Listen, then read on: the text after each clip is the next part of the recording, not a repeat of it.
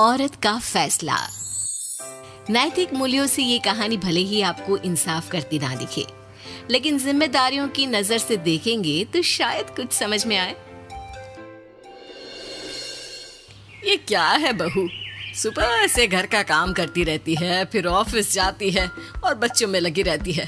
अरे ऑफिस क्यों नहीं छोड़ देती, या फिर घर के लिए कोई नौकरानी रख ले। कैसी बात कर रही है माँ? जानती तो है ना अभी इनके ऊपर कितना लोन है। थोड़ा ही सही मदद कर देती हूँ तो अच्छा लगता है, और अभी उनको मेरे पैसे की जरूरत भी तो है। सुधा चंदर को बचपन से प्यार करती थी। एक ही मोहल्ले में खेल कूद कर बड़े हुए दोनों। जहाँ सुधा संपन्न परिवार से थी तो वहीं चंदर का परिवार आर्थिक परेशानियों से जूझता ही रहा। लेकिन सुधा की जिद के आगे किसी की नहीं चली।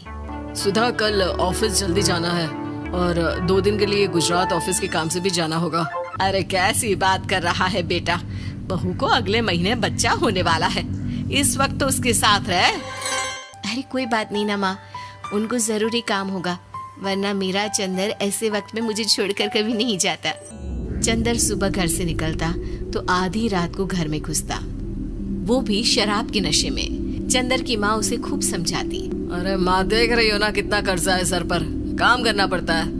दिन रात काम नहीं करूंगा तो घर कैसे चलेगा। अरे लेकिन बहू को भी तो देख लिया कर, इस हालत में भी घर का बाहर का सारा काम करती है। चंदर तो जैसे माँ की बात सुनकर भी अनसुना कर देता है। ऑफिस के बाद चंदर का फोन माँ के पास आता है। माँ, वो ऑफिस के काम से आज रात के लिए पास के शहर के ऑफिस जाना पड़ रहा है, कल सुबह आ जाऊंगा। सुधा रात को कमरे में सो रही होती है कि उसके पेट में दर्द होता है। सुधा चंदर को वीडियो कॉल करती है। इनको फोन कर लो, शायद कुछ आराम मिले। लेकिन 10 बार फोन करने पर भी वो सुधा का फोन नहीं उठाता।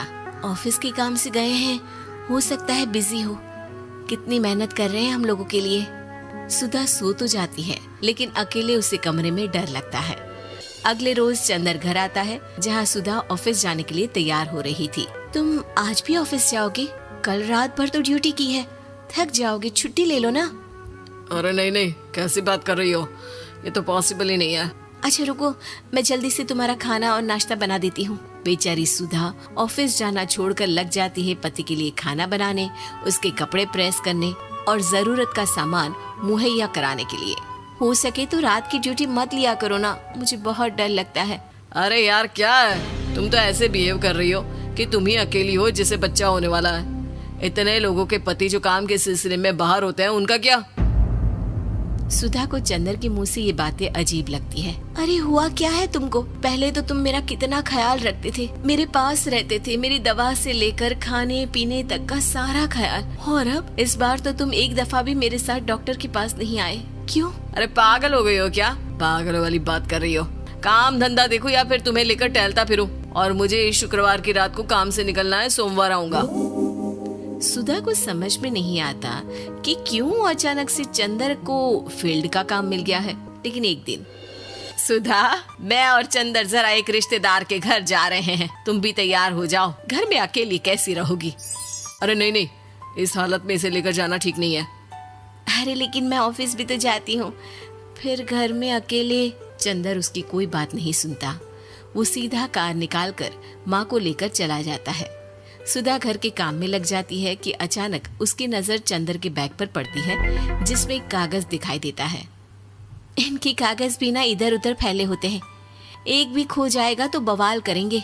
लेकिन जैसे ही सुधा वो कागज खोलकर देखती है तो वो सदमे में आ जाती है। दरअसल वो कागज नहीं, बल्कि चंदर और उसके ऑफिस में काम करने वाली लड़की चांदनी की गोवा की टिकट होती है। सुधा चंदर के बैग को खोलकर देखती है तो उसे होटल के बिल से लेकर महंगे गिफ्ट्स और दूसरे शहरों के टिकट मिलते हैं। सुधा को समझते देर नहीं लगती कि उसका पति किसी और लड़की के साथ है। चंदर के आने पर सुधा उससे बात करती है। अरे नहीं नहीं, ऐसा कुछ नहीं है, तुमको गलतफहमी हो गई है। लेकिन जब सुधा के सवाल तीखे हो जाते हैं तो चंदर को अपनी गलती माननी पड़ती है और वो सुधा से माफी मांग लेता है। सुधा फैसला कर लेती है कि वो चंदर को छोड़ देगी। बच्चे और सामान को लेकर वो घर से निकल ही रही होती है कि सास उसे रोकती है। कहाँ जाएगी बेटा, रुक जा। चंदर को सुधा का जाना खल नहीं रहा था। वो झूठे मुंह भी उसे रोकने की कोशिश ही नहीं कर रहा था। सुधा चंदर को देखती है और मायके चली जाती है। मायके में माँ कहती है, अरे ऐसे कैसे घर छोड़कर आ गई? कौन सा चंदर तुझे छोड़ रहा था? माफी तो मांग ली थी ना। देखो बेटा, बेटी डोली में जाती है और अर्थी में ही निकलती है। पर पापा, मेरा आत्मसम्मान, उसका क्या? आपने मुझे पढ़ाया लिखाया है, इस लायक बनाया कि मैं खुद का खर्चा उठा सकूं, बेटी को पढ़ा सकूं, एक अच्छा जीवन पाऊं।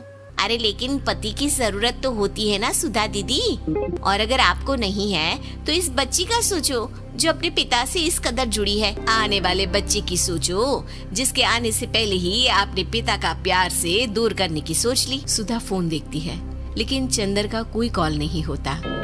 वो समझ नहीं पाती कि अपने आत्मसम्मान के बारे में सोचे या बच्चों के बारे में।